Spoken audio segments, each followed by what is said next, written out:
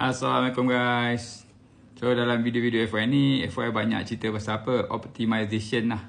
Mengoptimumkan nikmat-nikmat, kurnia-kurnia yang Allah bagi pada kita kan.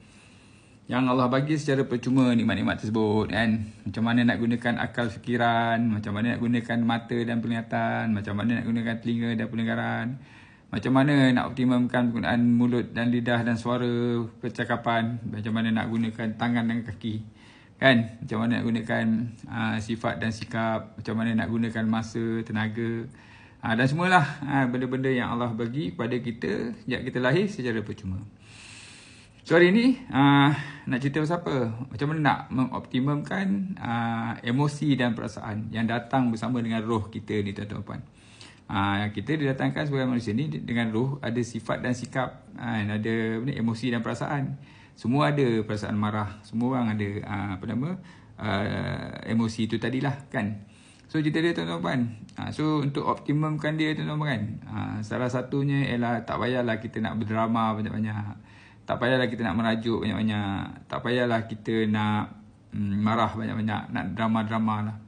Kan, sebab kita kena kawal marah kerana kita dikurniakan Allah Ta'ala dengan akal fikiran. Kita bukan macam binatang. Binatang memang selalu marah-marah kan. Monyet selalu marah, harimau selalu marah, mengaum dan sebagainya kan. Manusia, kenapa? Sebab dia tak ada akal fikiran untuk berfikir. Yang kita pula tak boleh marah. Nak marah pun kena di tempat-tempat yang tentu. Kan? Jangan marah kerana makhluk. Kan? Kalau kita marah kerana Yahudi, kita marah kerana orang mempermainkan agama Allah, kita marah kerana orang mempermainkan Nabi Muhammad SAW.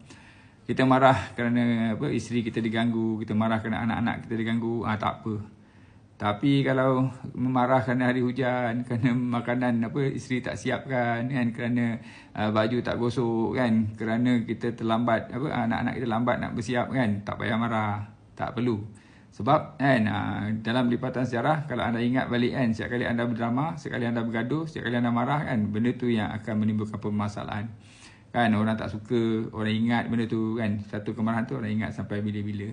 Itu cerita dia. So kena kawal marah, kawal marah, kawal marah. Kalau marah masa berdiri, kita duduk. Marah masa duduk, kita baring. Marah masa baring, kita ambil wuduk kan. Dan kalau kita masih marah selepas ambil wuduk, kita solat sunat. Itu kata Rasulullah. Jangan marah, jangan marah, jangan marah. Jadi untuk optimumkan kita punya emosi dan perasaan, kita kena kawal marah dan jadi orang yang bersabar. Kena banyak fadilat-fadilat sekiranya kita jadi orang yang bersabar dan dapat mengawal marah. Alright tuan-tuan, itu saja buat kali ini. Kita jumpa lagi dalam video yang akan datang. Assalamualaikum. Bye.